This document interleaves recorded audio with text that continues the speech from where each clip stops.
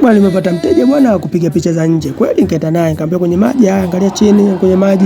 Kweli akaangalia, nikampiga pale, imetoka vizuri hiyo. Sawa, nikamwambia sasa simama, kaa vizuri, weka vizuri. Akakaa vizuri kweli, nikampiga vizuri.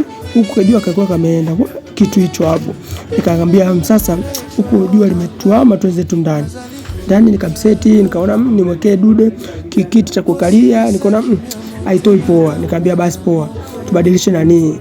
Nikambadilisha kutokana na clip ilikuwa sijarekodi, basi nikabadilisha. Nikamwambia basi okay, tukapata hicho hapo.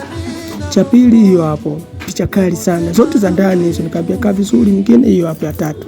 Nikamwambia kabadilisha nguo. Kwa nini kubadilisha nguo? Nikamwambia sasa nataka ubinue hivi, weka hivi, yes. Kakaa vizuri.